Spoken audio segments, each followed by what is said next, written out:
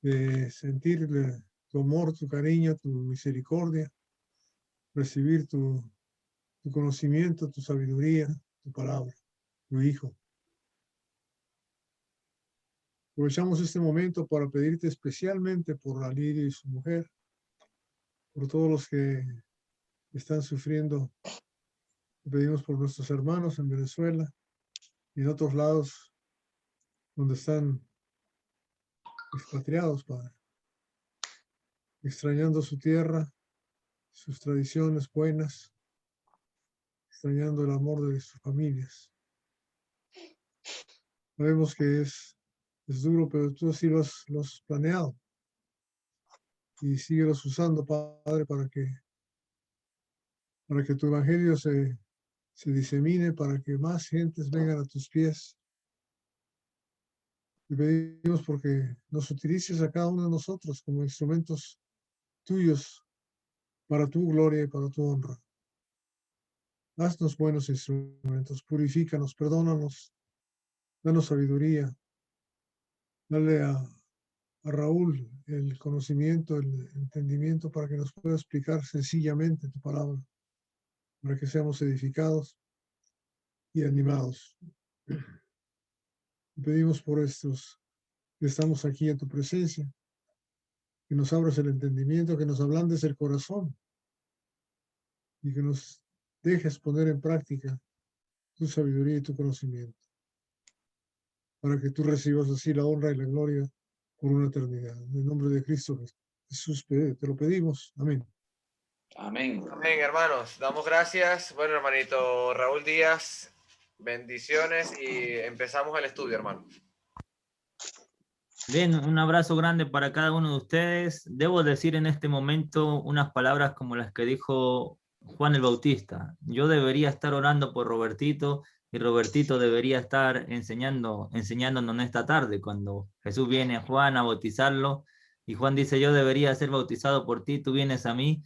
Deberíamos intercambiar los papeles en este caso y Robertito debería estar enseñándonos en esta tarde y yo orando por él. Pero bueno, así es en este momento y vamos a continuar entonces escudriñando esta primera carta de Pedro, una carta llena de muchísima esperanza para el cristiano, una carta llena de muchísimo amor y de muchísimo consuelo para todos aquellos que están sufriendo. No olvidemos que el contexto de la carta, toda la carta se desenvuelve en un contexto de mucho sufrimiento, lo hemos estado desarrollando en las clases anteriores. Hemos visto cómo a lo largo de todos los capítulos Pedro va a hablar una y otra vez acerca de los padecimientos, sufrimientos, aflicciones, fuego de prueba, todas esas palabras y todos esos conceptos que Pedro transmite a lo largo de toda la carta, tienen que ver claramente con la circunstancia, la situación que están atravesando los destinatarios.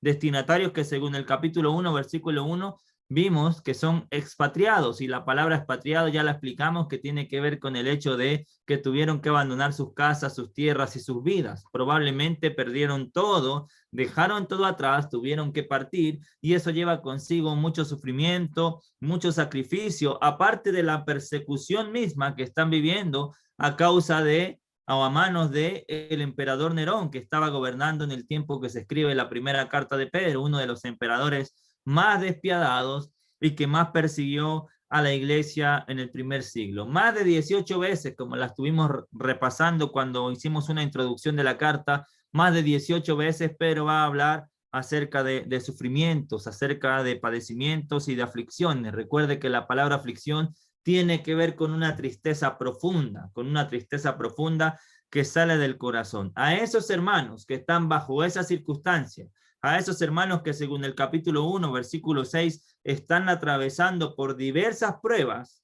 y están siendo afligidos, Pedro les va a escribir una carta. Pedro les va a escribir una carta que en estos primeros pasajes que nosotros encontramos en la carta, por ejemplo, en el primero y segundo pasaje, Dios va a transmitirle a los hermanos a los que le escribe a través de Pedro muchísima seguridad, muchísima confianza de que ellos no están solos, y de lo que Dios le ha prometido y tiene reservado y guardado para ellos. Como lo dijimos también, más de 6 veces en el segundo pasaje, que es el que estamos escudriñando, que comienza en el versículo 3 y va a terminar en el versículo 12, más de 6 veces hay una referencia a la vida eterna, a la salvación. En el capítulo 1, versículo 3, una esperanza viva, y eso claramente es una referencia a la vida eterna.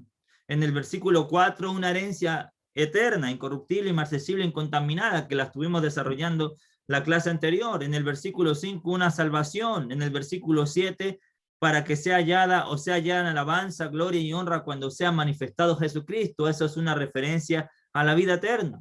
Versículo 9, obteniendo el fin de vuestra fe, la salvación de nuestras almas. Y termina el versículo 10 hablando acerca de esta salvación. Y si nos extendemos un poco más al pasaje siguiente, en el versículo 13, por tanto, ceñid los lomos de vuestro entendimiento, sed sobrios y esperar por completo la gracia que se os traerá cuando sea manifestado Jesucristo, una referencia al día final y a la vida eterna. A propósito, ese tercer pasaje con muchas cosas interesantes y muy importantes que resaltar. Ahora bien, la semana pasada estuvimos escudriñando el versículo 3 y el versículo 4. En el versículo 4 y en el versículo 3 nosotros encontramos una de las promesas más maravillosas que Dios puede hacernos a cada uno de nosotros y que nos tiene que fortalecer en cualquier circunstancia o en cualquier situación que nosotros estemos viviendo. Tenemos una esperanza que es viva, que es absolutamente segura, que podemos tener la plena convicción, la seguridad y la confianza de que es real porque está basada en un hecho total y absolutamente cierto. ¿Cuál es la base? Lo veíamos en la clase anterior, final del versículo 3, la base firme en la cual está puesta nuestra esperanza es nada más y nada menos que Jesús resucitó de entre los muertos. Porque Jesús resucitó de entre los muertos, nosotros tenemos una esperanza que ahora va más allá de esta vida.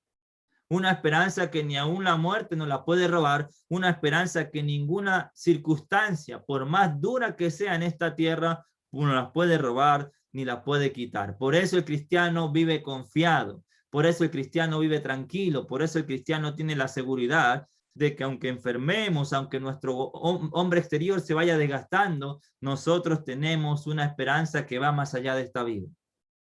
Y eso debe darnos mucha seguridad. Después de eso, dice, para una herencia incorruptible, incontaminada e inmarcesible, y esos tres conceptos ya los vimos, que tienen que ver con algo eterno.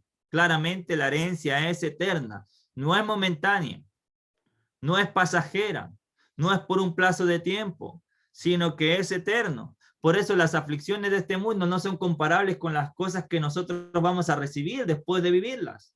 De hecho, el eje de toda la carta, el eje que Pedro va a mostrar a lo largo de toda la carta, es que después de los sufrimientos vienen las glorias. Es interesante que el eje de toda la carta nos va a mostrar sufrimientos, pero después de los sufrimientos vienen las glorias, y eso tiene que ver claramente con la vida eterna. Después de que nosotros padezcamos, después del sufrimiento, hay una herencia eterna reservada, y veíamos el concepto de la palabra reservada, que tiene que ver con algo que está seguro, que está guardado en los cielos para vosotros. Y es interesante que Pedro termine el versículo 4 aclarándole para ustedes, para vosotros. Él no se incluye, y no porque él no forme parte de esa herencia, sino porque él está transmitiendo la seguridad a los destinatarios. Hermanos, no tengan ninguna duda que eso es de ustedes. No tengan ninguna duda que Dios tiene eso guardado para ustedes. Por eso deben mantenerse fieles, por eso deben mantenerse firmes, por eso nuestra fe no puede decaer, ni aun en medio de las circunstancias más difíciles. Ahora, no solamente el cristiano confía o siente la seguridad y la tranquilidad de lo que está guardado y reservado en los cielos, sino que mira lo que dice el versículo 5, lo que Dios hace. Acuérdense que vimos en el versículo 3 que glorificamos, alabamos y exaltamos a Dios por lo que Él ha hecho, por lo que Él hace y por lo que Él hará. Mira lo que Dios hace en medio de las circunstancias adversas con cada uno de nosotros. Versículo 5. Termina el versículo 4 diciendo, para vosotros que sois guardados.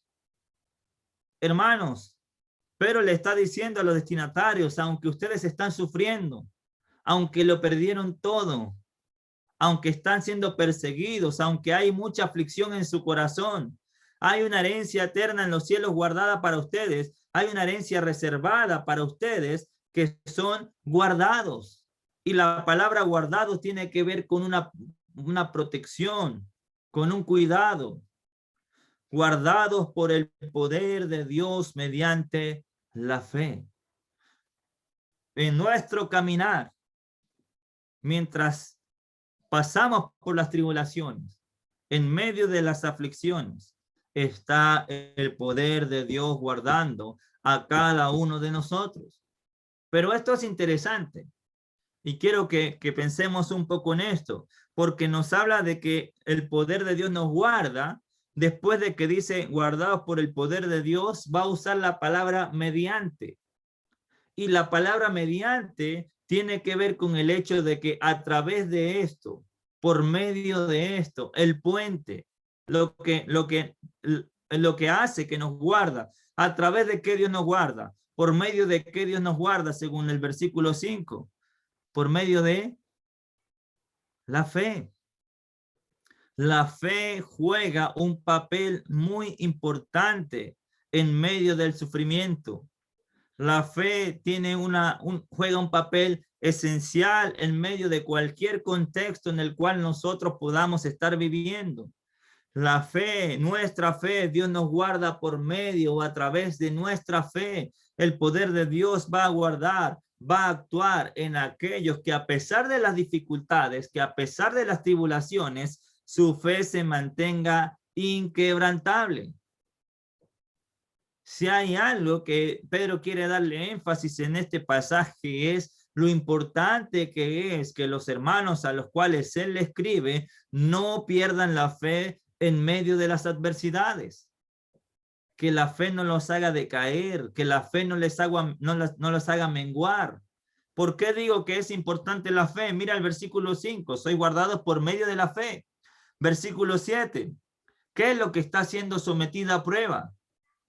Según el principio del versículo 7, para que sometida a prueba vuestra fe. Somos guardados por medio de la fe nuestra está siendo probada. Versículo 9, obteniendo el fin de vuestra fe.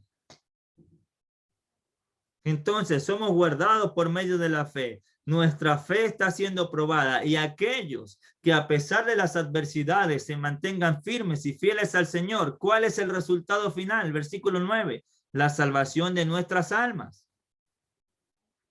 Eso es lo que Dios quiere entregarnos. Eso es lo que Dios tiene guardado. Eso es lo que Dios tiene preparado para ti y para mí. Y eso es lo que nos tiene que llenar de fuerzas para que aún en medio de las adversidades podamos seguir creyendo, confiando plenamente en nuestro Dios. Él quiere que tú y yo confiemos en Él, a pesar de que el mundo se esté cayendo a pedazos alrededor nuestro. Él quiere que tu fe no mengue, que tu fe no decaiga. El poder de Él te va a guardar si tú te mantienes firme en la fe. Ahora, quiero que pensemos un poco y meditemos un poco en esto. Según el versículo 5, somos guardados por el poder de Dios. Yo quiero que pensemos en qué sentido Pedro está hablando en el versículo 5 de que el poder de Dios nos guarda. Porque si estamos pensando en un sentido físico, no pareciese tener o concordar con lo que nosotros vemos a lo largo de todo el contexto. ¿Cómo es que el poder de Dios los está guardando si los hermanos están sufriendo? ¿Cómo es que el poder de Dios los guarda si los hermanos están siendo afligidos? ¿En qué sentido Pedro nos transmite o nos habla de que el poder de Dios nos guarda mediante la fe? Lo que nosotros vemos aquí en el versículo 5 de Primera de Pedro es muy similar a lo que vemos en Juan capítulo 17. Saben que no nos acostumbramos a salir del libro, pero vayamos un momentito para entender el concepto en Juan capítulo 17.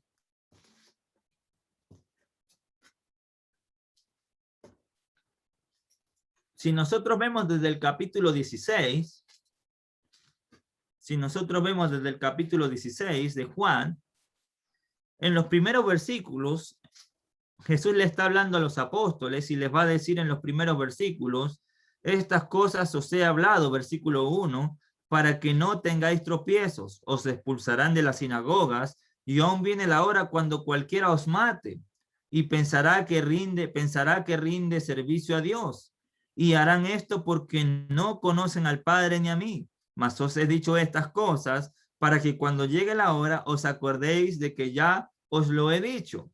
Termina el capítulo 16, en el versículo 33, estas cosas os he hablado para que en mí tengáis paz. En el mundo tendréis aflicciones.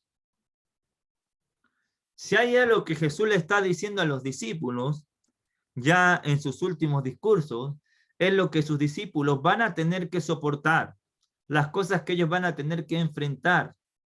Los van a perseguir, los van a expulsar de las sinagogas, incluso los van a matar.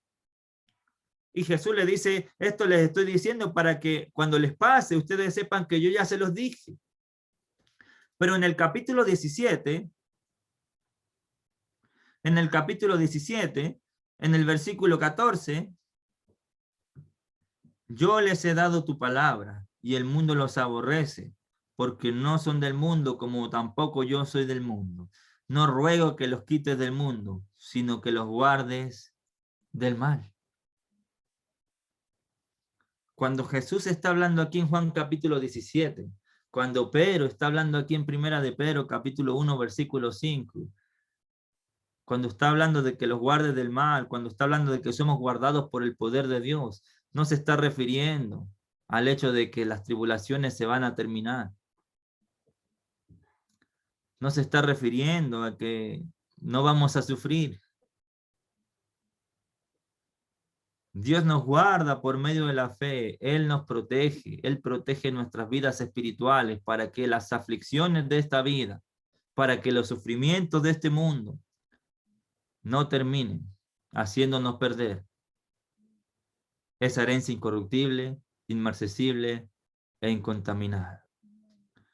Lo que Dios quiere protegerte, o la forma de la cual Dios quiere protegerte, es cuidando tu vida espiritual, para que no pierdas lo eterno por algo pasajero y momentáneo, por más fuerte y difícil que sea.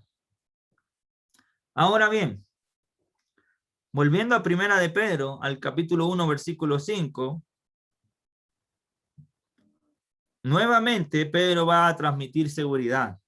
Nuevamente Dios va a transmitir confianza. En el final del versículo 5 dice, para alcanzar la salvación que está preparada.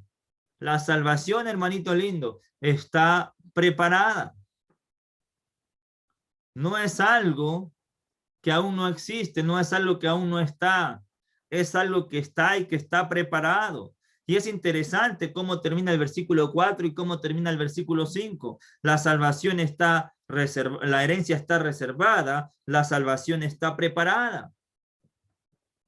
Es algo seguro, confiable, real, palpable, existe y está reservado y está preparado, reservado para nosotros y preparado para ser manifestado en el tiempo postrero. Existe, es real, solo falta que se manifieste.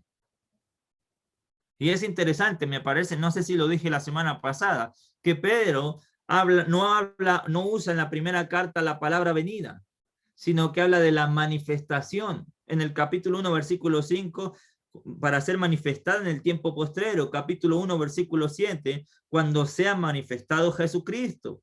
Capítulo 1, versículo 13, al final, y esperad por completo la gracia que se os traerá cuando Jesucristo sea manifestado.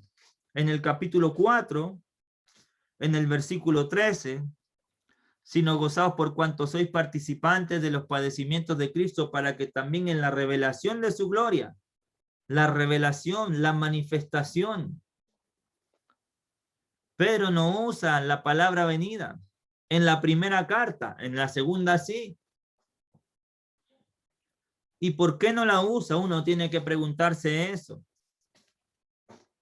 ¿Saben por qué?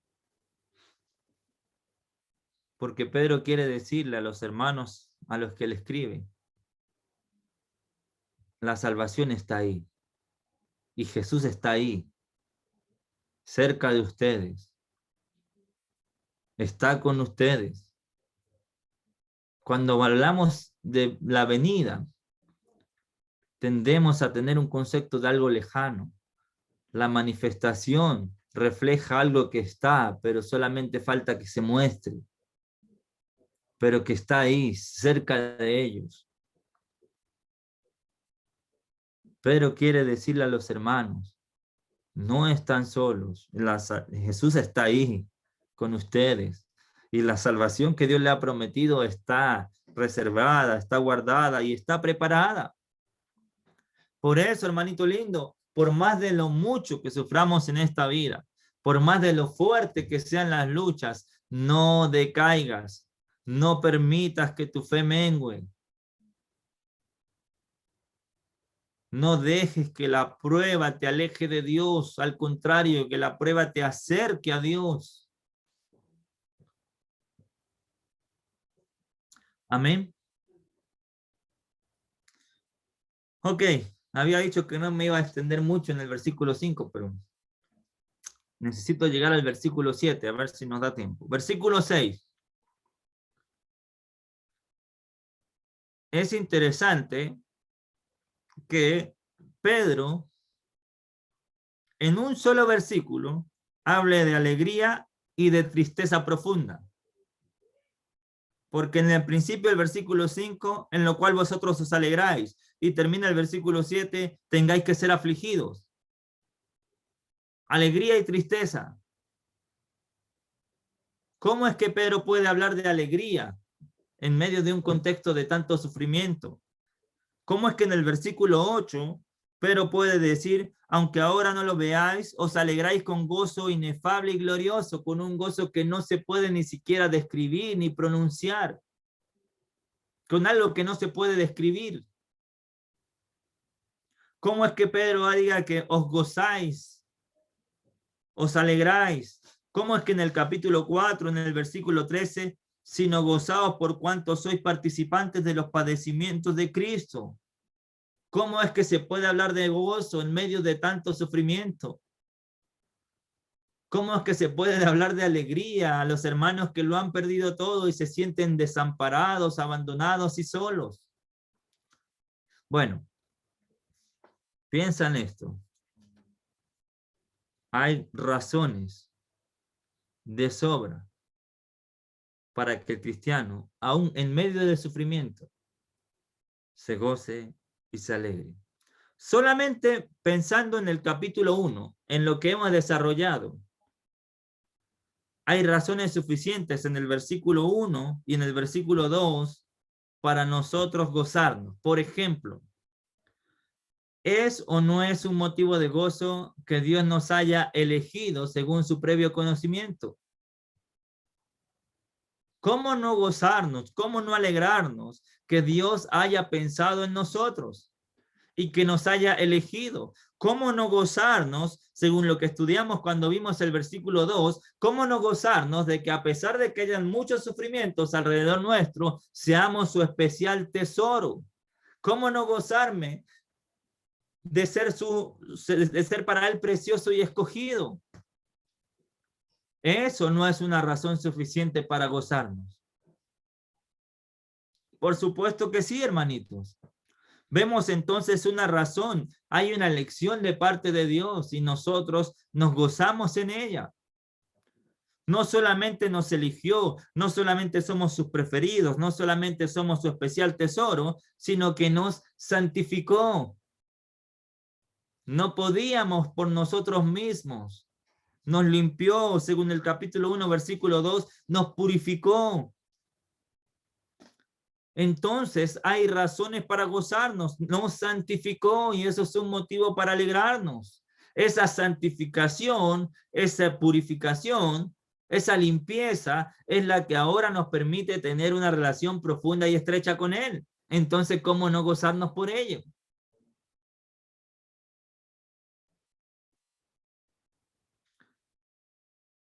Y en el final del versículo 2, nos roció con la sangre de Jesucristo. Hizo un pacto eterno con nosotros y lo confirmó con el derramamiento de la sangre de su Hijo. ¿Cómo no gozarnos de que Él ha hecho un pacto con nosotros? Amén, hermanos. En el versículo 3, más razones. Tenemos una esperanza viva. Eso es una razón para gozarnos. Más razones. Hemos sido alcanzados por la gran misericordia de Dios. ¿Quiere más razones para gozarse hoy, aunque esté sufriendo? Hay una herencia incorruptible, inmarcesible, incontaminada que tiene tu nombre y que está reservada para ti en los cielos. ¿Te parece eso algo poco o es suficiente para sentir gozo aún en medio de la aflicción? Hay una salvación que está preparada para ser manifestada y para que tú y yo la disfrutemos. Somos guardados por el poder de Dios. Entonces, por eso comienza el versículo 6, en lo cual vosotros os alegráis. Hay razones solamente en los primeros versículos para nosotros gozarnos con un gozo inefable y glorioso, aunque lo hayamos perdido todo. Ahora bien, las pruebas tienen tres características, según lo que nos enseña Pedro en el versículo 6. Y es importante que nosotros podamos entender estas tres características, porque entendiendo estas tres características, nosotros vamos a afrontar las pruebas de una manera absolutamente distinta. Se lo aseguro. Si nosotros comprendemos las características de la prueba, las vamos a enfrentar de una manera absolutamente distinta. ¿Cuáles son las tres características de la prueba según el versículo 6? ¿Cuáles vendrían siendo las tres características de la prueba según lo que Pedro nos enseña en el versículo 6?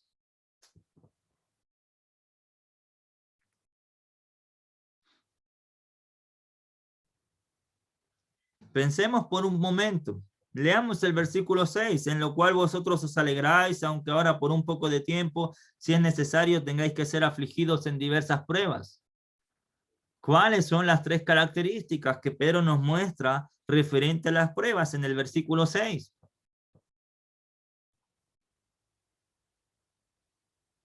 Mi hermano Agustín, ¿quiere decir algo?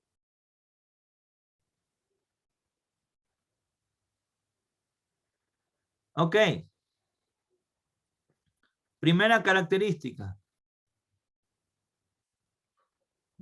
Primera característica. Las pruebas son por un poco de tiempo. No son eternas, aunque duren toda la vida. Y usted puede pensar, bueno, ¿cómo es que no son eternas aunque duren toda la vida? Puede ser que una persona pase toda la vida sufriendo, pero las pruebas son por un poco de tiempo en comparación a la herencia eterna que está en los cielos. Las pruebas no van a durar para siempre, las pruebas son momentáneas, son por un poco de tiempo y nosotros tenemos que enfrentarlas pensando en eso. No van a ser eternas, en algún momento las pruebas se van a terminar, en algún momento las aflicciones que pasamos en esta vida se van a acabar. Va a llegar un momento que las pruebas se van a terminar, hermanos. Por eso, en medio de la prueba, nuestra fe no puede menguar. Por eso, en medio de la prueba, nuestra fe debe seguir siendo inquebrantable. Por eso, en medio de la prueba, seguimos confiando plenamente en nuestro Dios, porque las pruebas son por un poco de tiempo. Mira el capítulo 5, versículo 10. Capítulo 5, versículo 10. Mas el Dios de toda gracia que nos llamó a su gloria eterna en Jesucristo, después de que hayáis padecido, ¿cuánto? Un poco de tiempo. Las pruebas, hermanito lindo, son por un poco de tiempo. Si usted en este momento ha llegado a esta sala pasando por aflicciones, déjeme decirle con toda la confianza y la seguridad de que lo que usted está viviendo es por un poco de tiempo. Manténgase firme, manténgase fiel, porque lo que usted está viviendo, tarde o temprano, se va a terminar. Amén. Segunda característica. Volvamos al capítulo 1, versículo 6.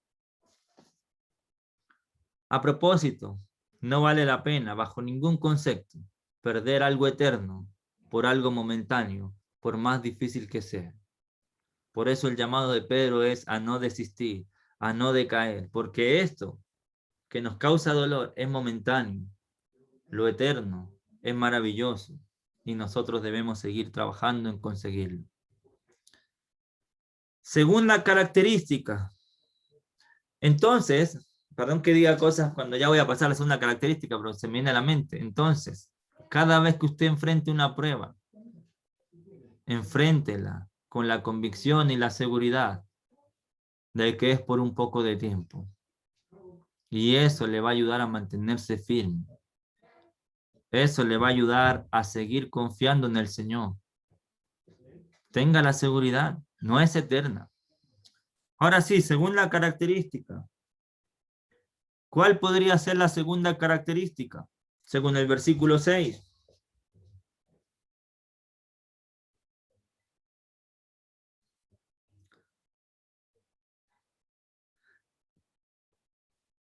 Los veo, pero no los escucho. Ok.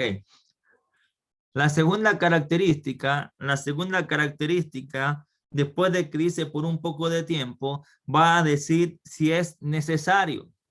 Las pruebas son necesarias. Las pruebas son necesarias. Y quizás usted pueda estar pensando en este momento, yo no necesito ni quiero pasar por ninguna prueba. ¿Qué hay de necesario en la prueba? ¿Por qué son necesarias? Nadie quiere vivirlas. Bueno, vamos a desarrollar en el versículo 7 por qué son necesarias. Pero la segunda característica, y es importante aceptar, entender y recibir las pruebas como algo total y absolutamente necesario en nuestras vidas. Si aprendemos a ver las pruebas como algo necesario, ¿sabe qué vamos a decir en medio de la prueba? Gracias, Señor, por estar trabajando en mi vida. Gracias, Señor, por la prueba, porque a través de ella me estás moldeando. De eso vamos a hablar un poco más adelante.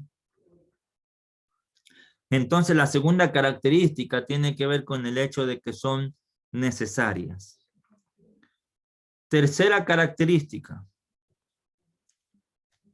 Tercera característica, versículo 6. Las pruebas son diversas. Eso quiere decir que pueden ser de distintas maneras. Quizás estamos siendo probados no solamente de una forma, sino que estamos atravesando por muchas y varias cosas. Las pruebas no siempre se presentan igual, las pruebas son diversas. Entonces es importante que nosotros podamos entender el concepto de las características que tiene la prueba. Son por un poco de tiempo, son necesarias y son diversas. El hecho de entender que es por un poco de tiempo nos da la fuerza para mantenernos firmes. Ahora, tratemos de entender por qué son necesarias. Tratemos de entender en estos minutos que nos quedan 13 minutos, por qué son necesarias.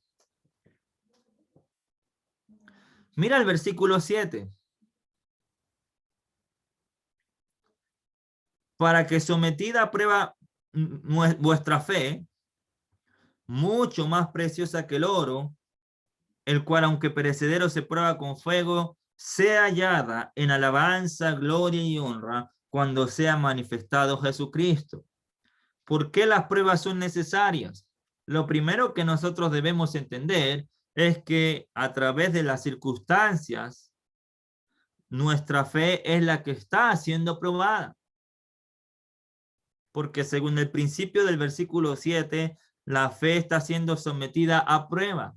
Ahora, no es casualidad que Pedro utilice el ejemplo del oro para mostrarnos la necesidad y la importancia de las pruebas en nuestra vida. ¿Por qué? Pedro va a decir en el versículo 7, mucho más preciosa que el oro, nuestra fe es más valiosa, nuestra fe es más preciosa que cualquier cosa en esta vida. Pero el oro, aunque es muy valioso, el oro, aunque es algo de mucho, pero mucho valor, debe ser probada. ¿De qué manera se prueba el oro? El oro se prueba pasándolo ¿por qué? Por el fuego. ¿Por qué es necesario? ¿Por qué es esencial? ¿Por qué es importante que el oro pase por el fuego? Si el oro no pasa por el fuego, no va a tener el verdadero valor que tiene. Porque cuando el oro lo extraen de la montaña, el oro viene mezclado con otras piedras y otros minerales. Cuando lo extraen de la montaña, no tiene el mismo valor que cuando es puro. El oro es necesario pasar por el fuego.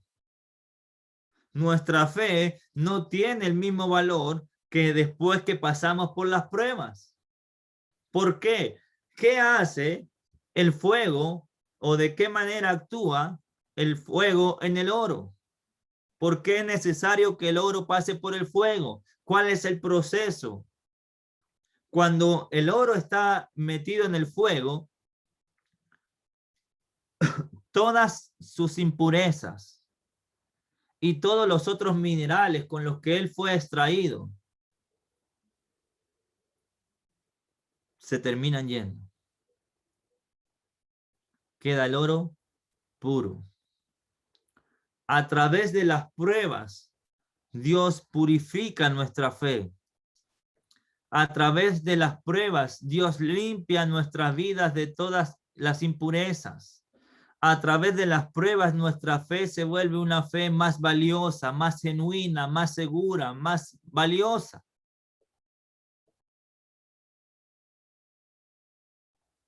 No solamente eso, que ya es importante. Si no pasamos por el fuego de la prueba, entonces Dios no puede purificar nuestra fe ni puede purificar nuestras vidas. Las pruebas nos enseñan. Las pruebas nos limpian. Las pruebas fortalecen nuestra fe. Por ejemplo, sin ir allá, en 2 de Corintios capítulo 1, cuando Pablo escribe la segunda carta de Corintios en el capítulo 1, en el versículo 9, habla de una prueba que ellos pasaron en Asia, que según el versículo 9 dice que les sobrevino una prueba mucho más allá de sus fuerzas, a tal punto que ellos perdieron la esperanza de conservar la vida. Pero ¿qué aprendieron? A no confiar en nosotros mismos, dice Pablo. Eso quiere decir que Dios a través de las pruebas trabaja nuestras vidas, nos enseña.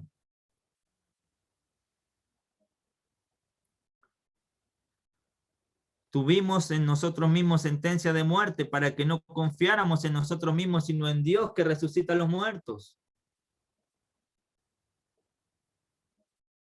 Entonces, cuando nosotros entendemos eso, gracias Señor, porque por lo que estoy pasando, tú estás purificando mi vida. Tú estás perfeccionando mi fe. Tú estás purificando mi fe. Tú estás fortaleciendo mi fe a través de lo que estoy viviendo. Y te agradezco, Señor. Ahora, no solo la fe cuando pasa por el crisol, por el fuego, es purificada. Si solamente es purificada, va a tener un valor un poco más elevado de cuando la sacan de la montaña. Pero no solamente pasa por el fuego para ser purificada, sino para hacer ¿qué? Para ser moldeada. El oro no tiene el total valor si no es trabajado, si no es moldeado. Una cadena de oro, una prenda de oro, ya después de que es moldeada, tiene mucho más valor que unos gramos de oro.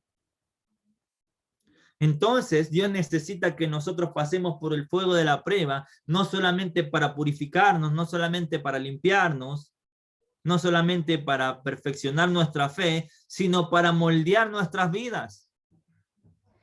No solo nos limpia de impureza, sino que nos moldea para que podamos ser conforme a la imagen de Él. Dios quiere que tú y yo podamos ser conforme a la imagen del que nos creó. Este nuevo hombre debe ser un hombre creado en justicia y santidad de la verdad. Y para eso Dios necesita moldearnos y nos moldea por medio de las pruebas, pasando por el fuego como el oro es moldeado.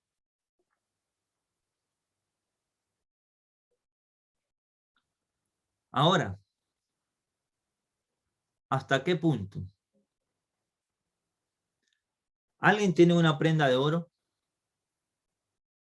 ¿Alguien tiene un anillo de oro?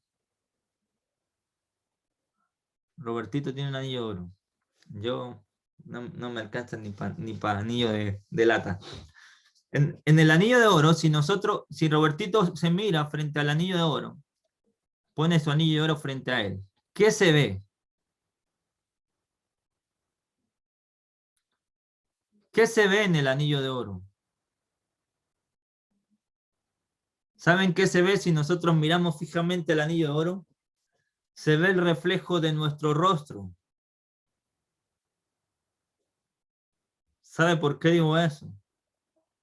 Porque Dios necesita purificarte, moldearte y pulirte hasta que tú llegues a ser el reflejo del rostro de Él. Que la gente te vea a ti y no vea a Alejandro, no vea a Agustín, no vea a Roberto, vea a Cristo en nosotros.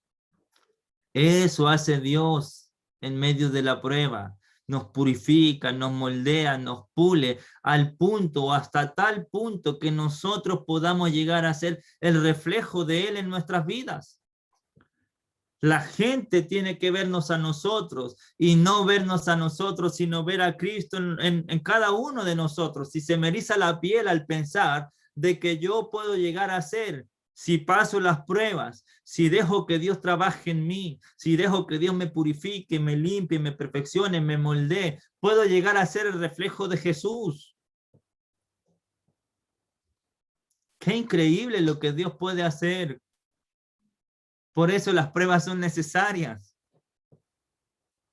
Si no pasamos por la prueba, entonces vamos a seguir teniendo una fe mezclada con cosas. Vamos a tener una fe que no es pura. Si no pasamos por la prueba, entonces no vamos a ser moldeados conforme a la imagen de Él. No vamos a ser pulidos hasta el punto que seamos el reflejo de Él en nuestras vidas. Por eso, gracias, Señor, por las pruebas.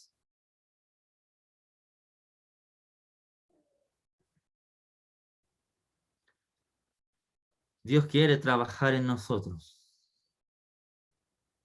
hasta que cada uno de nosotros lleguemos a ser el reflejo de Él en nuestras vidas. Él tiene propósitos. Él hace cosas buenas en medio de las pruebas, aunque nosotros no las veamos. Solamente a través de las pruebas, Él puede saber qué tan genuina y qué tan verdadera es tu fe. Solamente a través de las pruebas Él puede moldearte, purificarte, pulirte. Mira, ya para terminar, porque se nos acabó el tiempo. Mira dos cosas. Mira Deuteronomio capítulo 8. Versículo 2.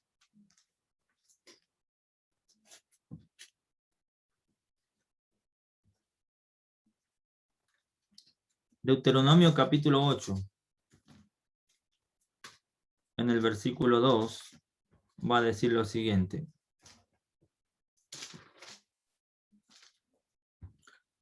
Bueno, leamos desde el versículo 1. Cuidaréis de poner por obra todos los mandamientos que yo te ordeno hoy, para que vivas y seas multiplicado y entréis y poseáis la tierra que Jehová prometió con juramento a vuestros padres. Y te acordarás de todo el camino por donde te ha traído Jehová tu Dios estos 40 años en el desierto, para afligirte, para probarte. ¿Con qué propósito? Para saber lo que había en tu corazón. Dios puede saber qué tan genuina, qué tan verdadera es nuestra fe, si en medio de las pruebas le somos fieles. Él puede saber qué hay realmente en nuestros corazones. Fácil es alabar y glorificar a Dios cuando todo va bien. Fácil es exaltar y alabar su nombre cuando todo marcha bien. Pero el cristiano, sea cual sea la circunstancia de su vida, vive por Él y para Él. Dios, a través de las pruebas, sabe lo que realmente hay en tu corazón. Si habéis de guardar o no sus mandamientos, termina en el versículo 2.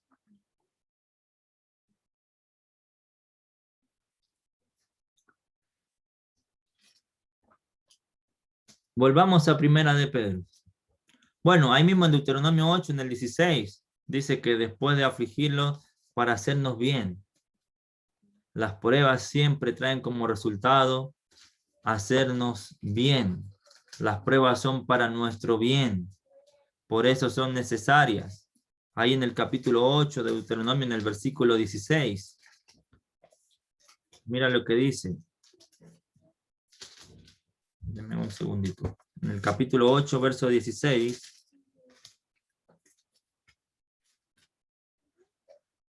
Dice que te sustentó con maná en el desierto, comida que tú y tus padres no habían conocido, afligiéndote y probándote. Pero ¿cuál es el resultado final? Para la postre, hacerte bien.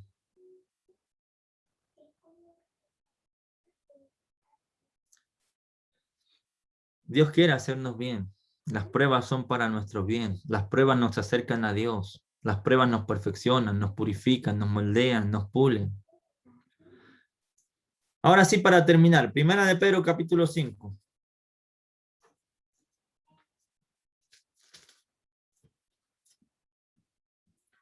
Esto hace Dios en las pruebas contigo y conmigo. 4 cosas. Versículo 10. Mas el Dios de toda gracia, que nos llamó a su gloria eterna en Jesucristo. Lo que Dios quiere darnos, lo que Dios quiere compartir con nosotros, es su gloria eterna. Pero después dice, después de que hayáis padecido por un poco de tiempo, Él mismo os perfeccione, afirme, fortalezca y establezca. ¿Sabes lo que Dios está haciendo contigo en medio de la prueba? Te está perfeccionando, te está afirmando, te está fortaleciendo y te está estableciendo. 4 cosas que Dios está haciendo contigo en medio de la prueba. Por eso, gracias Señor por trabajar en mí, perfeccionándome a través de la situación que vivo. Gracias por darle firmeza, afirmar mi fe y mi vida a través de esto, aunque cause tristeza y dolor en mi corazón. Gracias Señor por fortalecer mi vida espiritual, porque les aseguro que después de que pasemos la prueba, nuestra fe no va a ser la misma. Y gracias Señor por establecernos a través de todas las situaciones que vivimos. ¿Cómo no enfrentar las pruebas entonces de una manera distinta, entendiendo que son necesarias? De aquí en adelante, cuando usted pase por algo difícil, acuérdese, Dios está moldeándome, Dios está purificándome, Dios quiere pulirme con esto para que yo pueda ser el reflejo de su rostro. Gracias, Señor, por trabajar en mí. Gracias por afirmarme, por perfeccionarme, por fortalecerme y por establecerme. Para que así, por medio de eso, yo pueda llegar a ser lo que tú quieres que sea y un día poder disfrutar de esa gloria eterna a la cual fuimos llamados en Jesucristo. Son necesarias, son por un poco de tiempo y son diversas. Que Dios les bendiga, hermanitos. Gracias por la disposición, gracias por el tiempo, gracias por permitirme aprender junto con ustedes lo que la palabra de Dios quiere enseñarnos. Espero que sea de ánimo estas clases y que podamos enfrentar las adversidades, porque van a seguir. Vamos a seguir pasando por muchas dificultades, pero que las podamos enfrentar viéndolas desde la perspectiva que Dios la ve, entendiendo que son necesarias y viendo el propósito y el resultado final de las cosas que vivimos en esta vida. Que Dios les bendiga, que Dios nos fortalezca, que Dios nos perfeccione, nos afirme, nos establezca, que Dios nos purifique, que Dios nos limpie y que Dios nos pula hasta el punto que lleguemos a ser el reflejo de su rostro.